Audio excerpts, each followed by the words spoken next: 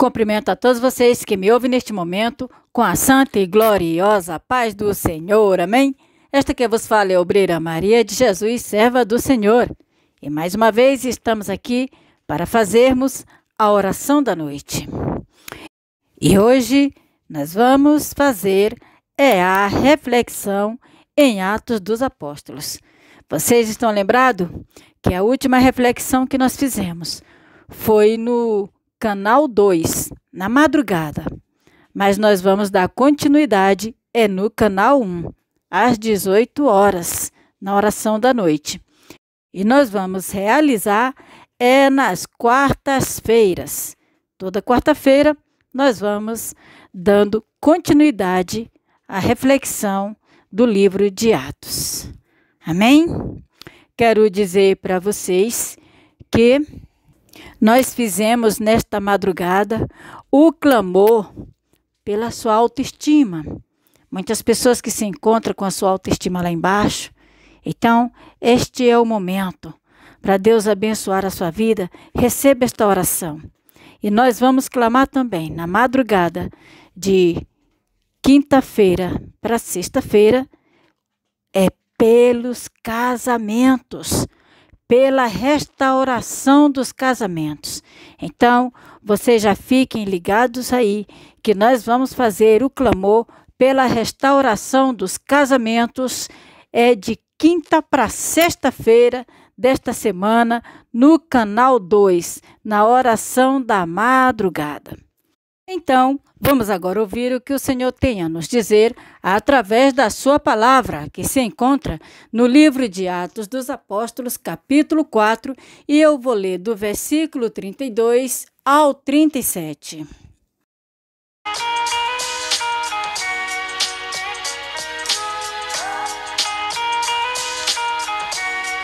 O título é A Comunidade Cristã. Versículo 32. Da multidão dos que creram, era o coração e a alma. Ninguém considerava exclusivamente sua nenhuma das coisas que possuía. Tudo, porém, lhes era comum. Com grande poder, os apóstolos davam testemunho da ressurreição do Senhor Jesus, e em todos eles haviam abundante graça. Versículo 34.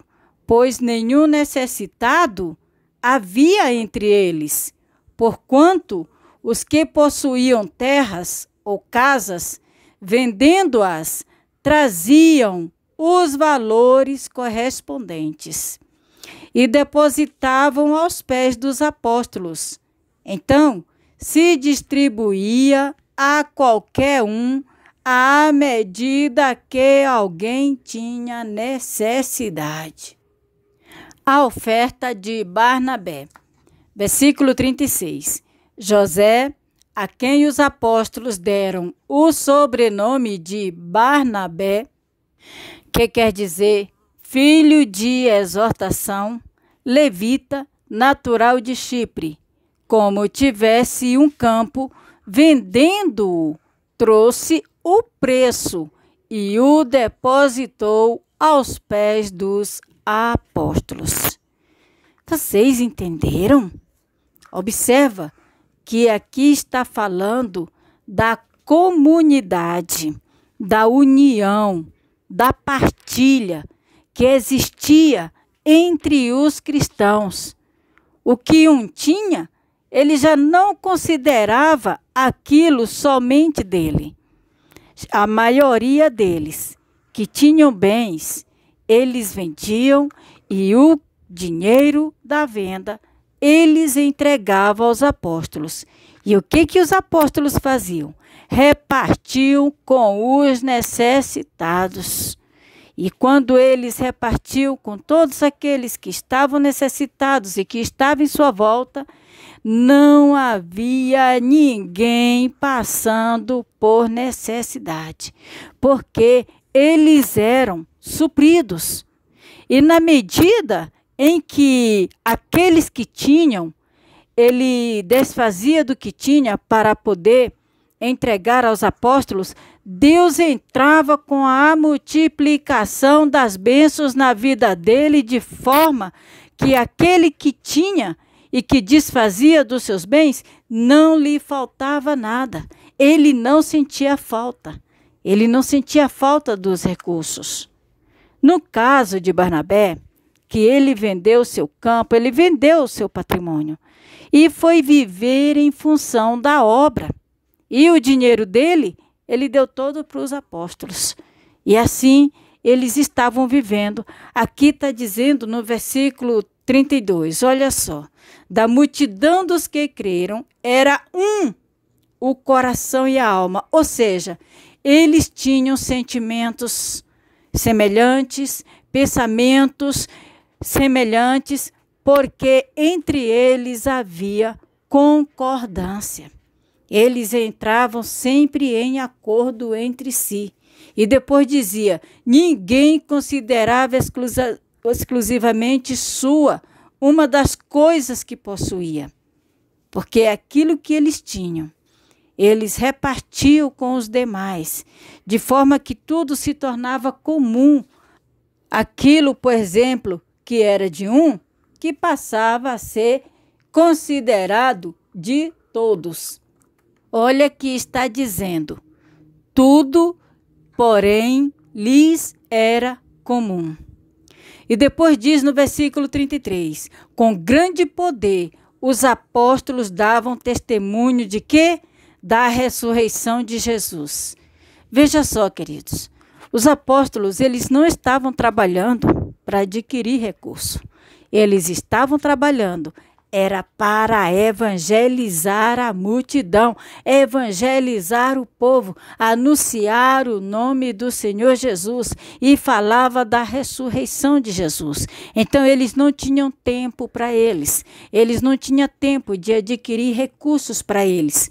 De certa forma, que Deus criava a situação a ponto daqueles que tivessem distribuindo entre eles, então aqueles que estavam vivendo só em função da obra não tinham necessidade de nada, porque Deus abençoava eles de tal modo que não lhe deixava faltar. E vocês sabem que na obra de Deus é assim, quanto mais a gente investe na obra de Deus, no serviço dedicado ao Senhor, mais o Senhor investe por nós. Por isso que nós não devemos fechar as nossas mãos para aquilo que devemos oferecer ao Senhor. Porque nós não conseguiremos, queridos, adquirir tamanhos benefícios usando somente as nossas próprias forças, porque é Deus quem nos concede, pela sua bondade, pelo seu amor. E qualquer pessoa que tem riqueza, ela adquiriu porque Deus deu esta permissão. Então significa que nada é nosso.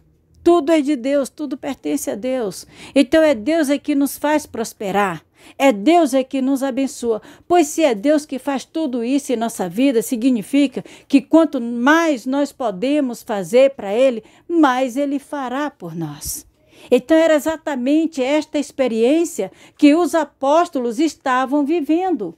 Porque aquilo que eles tinham, eles não retinham só para si, dizendo, isto é meu, eu sou dono de tal coisa. Não, eles diziam, isto é nosso. Por isso que a palavra está dizendo que tudo era comum entre eles.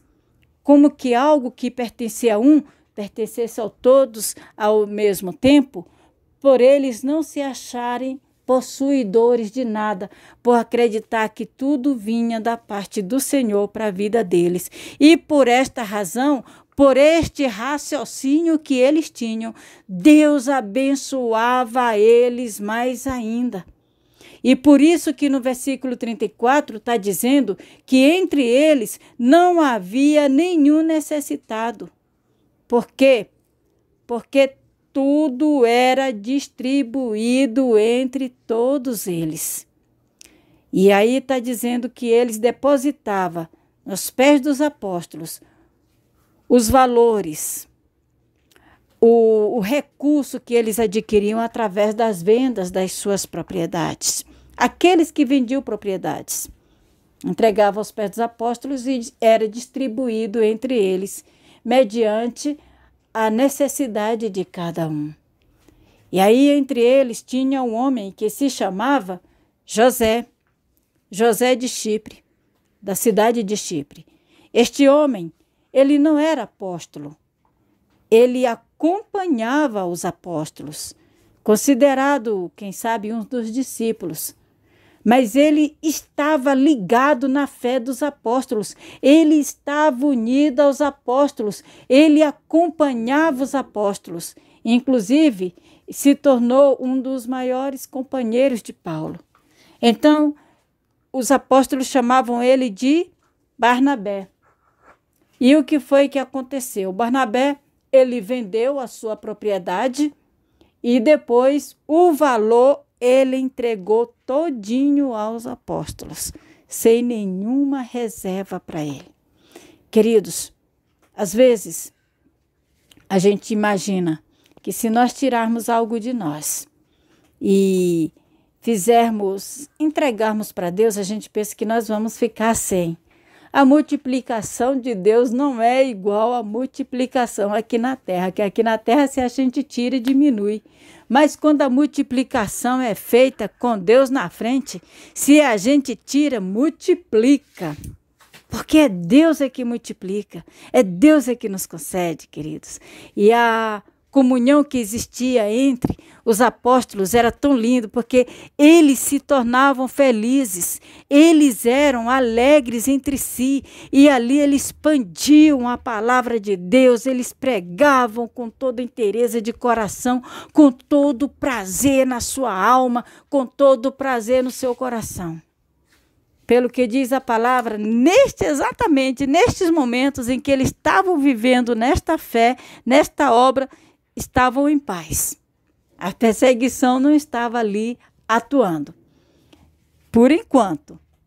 A gente ainda vai ver o que aconteceu com eles depois. Mas até o momento era como que eles estivessem em paz e somente usufruindo da bondade do Senhor. Oh, glória! Aleluia! Então, vamos agora clamar ao Senhor, para que seja derramado da porção do seu Espírito sobre as nossas vidas, para que possamos viver em comunhão, alegre de espírito, diante de tudo que nós fizermos para Deus. Amém? Oremos ao Senhor nosso Deus. Pai, Deus de amor, Deus de misericórdia, Deus de infinita bondade, Tu és santo, Senhor, Tu és poderoso, Tu és o Deus justo, Tu és o Deus misericordioso. Pai, aqui nesta terra é tão difícil, Senhor, de nós entendermos o Teu mistério. Até porque, Senhor, nós não precisamos nem tanto de entender o Teu mistério, mas nós precisamos de viver o Teu mistério segundo a fé. E nós precisamos que Tu venha aumentar a nossa fé, Senhor.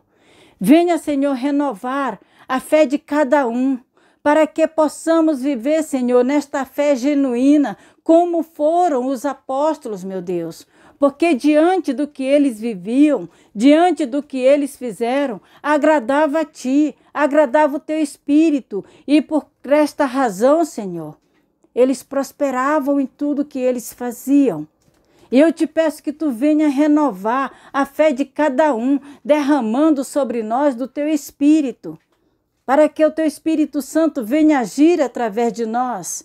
E assim, Senhor, Tu venha nos usar de tal modo que tudo aquilo que fizermos possa alegrar o Teu coração, possa agradar o Teu Espírito, e a nossa alma venha se alegrar e se jubilar em Ti, Senhor.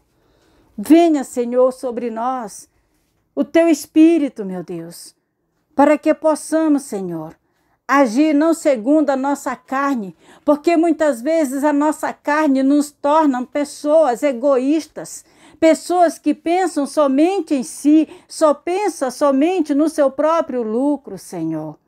Que nós não vivemos, Senhor, neste mundo, o egoísmo, que a nossa natureza nos favorece, mas que nós possamos viver, Senhor, segundo a vontade do Teu Espírito, Pai, de tal benevolência que assim possamos Te agradar, servindo-nos uns aos outros, que nós possamos pensar mais na necessidade do próximo, Senhor, como foram os apóstolos, que não pensaram somente neles, mas pensavam uns nos outros, Senhor.